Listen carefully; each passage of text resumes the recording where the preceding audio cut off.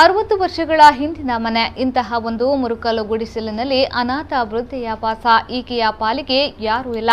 ಆದರೆ ಈಕೆಯ ಹೆಸರಿನಲ್ಲಿ ಎಲ್ಲಾ ದಾಖಲೆಗಳು ಇವೆ. ಕಳೆದ 60 ವರ್ಷಗಳಿಂದ ನಡೆದ ಎಲ್ಲಾ ಚುನಾವಣೆಯಲ್ಲೂ ಮತದಾನ ಮಾಡಿದ್ದಾರೆ. ಆದರೂ ಈಕೆಗೊಂದು ಸೂರು ಕಟ್ಟಿಕೊಡುವ ಮನಸ್ಸು ಯಾರಿಗೂ ಬಂದಿಲ್ಲ. ಪಕ್ಕ ಕಾಡಿನಲ್ಲಿ ಬದುಕುತ್ತಿರುವ ಅಜ್ಜಿಯ ಕಥೆಯನ್ನ ನೆನಪಿಸುವ ಸಾಕ್ಷಿಯಾಗಿ ಇವರು ಕಾಣಿಸುತ್ತಿದ್ದಾರೆ.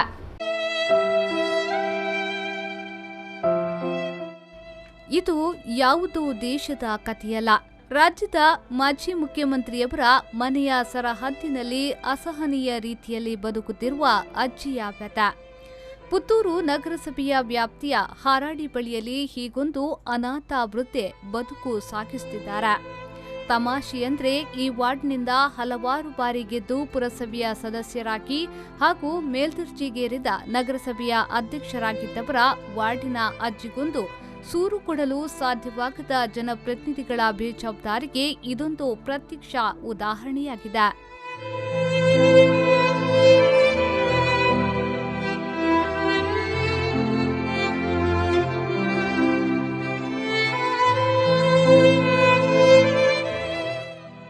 ಈ ಜೋಪಡಿಗೆ ವಿದ್ಯುತ್ ಇಲ್ಲ, ಶೌಚಾಲಯವಿಲ್ಲ, ಕನಿಷ್ಠ ಕುಡಿಯುವ ನೀರು ಇಲ್ಲ. ಹೀಗೊಂದು ಮನೆ ಇದೆ. ಇಲ್ಲಿ ಒಬ್ಬ ವೃದ್ಧೆ ಇದ್ದಾರೆ ಎಂಬುದು 5 ವರ್ಷಕ್ಕೊಮ್ಮೆ ಇಲ್ಲಿಗೆ ಓಟು ಕೇಳಲು ಬರುವ ಜನಪ್ರತಿನಿಧಿಗಳಿಗೆ ಅಲ್ಲದೆ ಮತ್ಯಾರಿಗೂ ಇದು ಗೊತ್ತಿಲ್ಲ.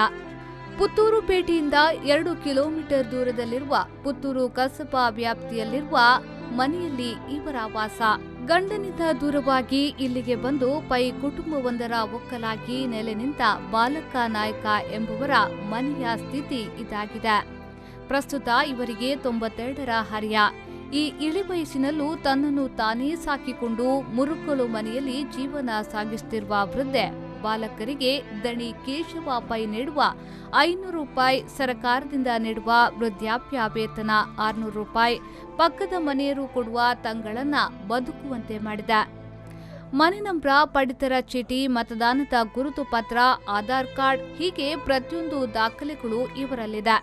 ಆದರೆ 60 ವರ್ಷಗಳಿಂದ ವಾಸವಾಗಿರುವ ಮನೆಯಡಿ ಸ್ಥಳ ಮಾತ್ರ ಇವರ ಹೆಸರಲ್ಲಿ ಇಲ್ಲ. ಅದು ದಣಿಯವರ ಜಾಗ. ಸುತ್ತಮುತ್ತಲೂ ಕಾಡು. ಈ ಕಾಡಿನ ಬದಿಯಲ್ಲಿ ಈ ಮುರುಕಲು ಗುಡಿಸಲು. ಈ ಬಾರಿಯ ಮಹಾಮಳೆಗೆ ಮನೆ ಕುಸಿದು ಬೀಳದಿರುವುದೇ ಪವಾಡ. ಇವರ ಪರಿಸ್ಥಿತಿಯನ್ನು ನೋಡಿ ಸ್ಥಳೀಯ ಯುವಕರು 7-8 ಟರ್ಪಾಲುಗಳನ್ನು ಹೊದಿಸಿ ಇವರ ಮನೆಯನ್ನ ರಕ್ಷಣೆ ಮಾಡಿದ್ದಾರೆ.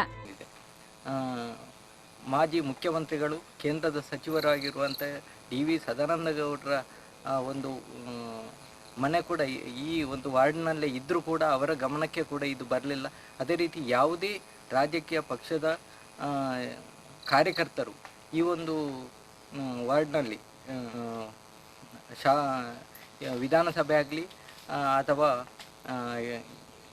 ಬೇರೆ ಬೇರೆ ಚುನಾವಣೆಗಳ ಸಂದರ್ಭದಲ್ಲಿ ಈ ಮನೆಗೆ ಚುನಾವಣಾ ಪ್ರಚಾರಕ್ಕೆ ಹೋದರೂ ಕೂಡ ಇಂಥ ಒಂದು ಗಂಭೀರ ಪರಿಸ್ಥಿತಿಯನ್ನು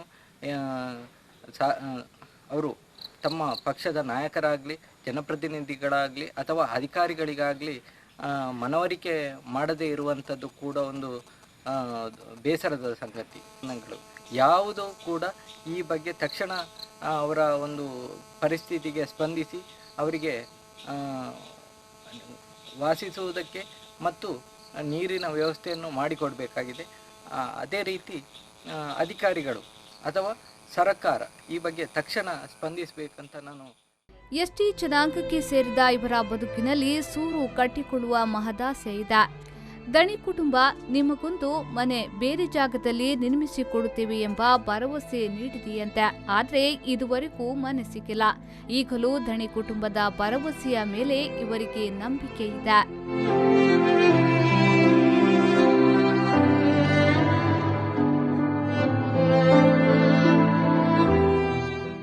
ಮೂಲಭೂತ ಸೌಕರ್ಯ ನೀಡುವುದು ಸ್ಥಳೀಯ ಆಡಳಿತ ಸಂಸ್ಥೆಗಳ ಜವಾಬ್ದಾರಿ. ಆದರೆ ಈ ವೃದ್ಧಿಗೆ ಕನಿಷ್ಠ ಕುಡಿಯುವ ನೀರು ಕೂಡ ಇಲ್ಲ. ಈಗ ವರತೆಯ ನೀರು ಬರುವ ಕಣಿಯೊಂದರಲ್ಲಿ ಚಿಕ್ಕ ಹೊಂಡ ಮಾಡಿಕೊಂಡು ಅದನ್ನೇ ಕುಡಿಯುತ್ತಿದ್ದಾರೆ. ಅದು ತಪ್ಪಿದ್ರೆ ಮಳೆಯ ನೀರೇ ಇವರಿಗೆ ಗತಿ.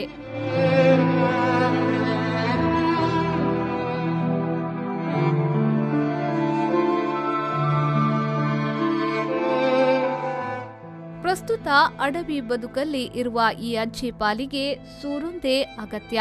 ಇದಕ್ಕೆ ನಗರಸಭೆ ಮುಂದಾಗಬೇಕಾಗಿದೆ. ಹೇಗಾದ್ರೂ ಬದುಕುತ್ತೇನೆ, ಆದ್ರೆ ಮನೆಯೊಂದು ಬೇಕು ಎನ್ನುವ ಅಜ್ಜಿ ಪಾಲಿಗೆ ಈ ಸಂತಸವನ್ನ ನೀಡಲು ಜನಪ್ರತಿನಿಧಿಗಳು ಹಾಗೂ ಅಧಿಕಾರಿ ವರ್ಗ ಮುನ್ನುಡಿ ಬರೆಯಬೇಕು. ಜಾತಿ ಜನರನ್ನ ಮುಂದೆ ತರಲು ಹೆಣಗಾಡುವ ಜಾತಿ ಸಂಘಟನೆಯು ಅಜ್ಜಿ ನೆರವಿಗೆ ಮುಂದಾಗಬೇಕಾಗಿದೆ.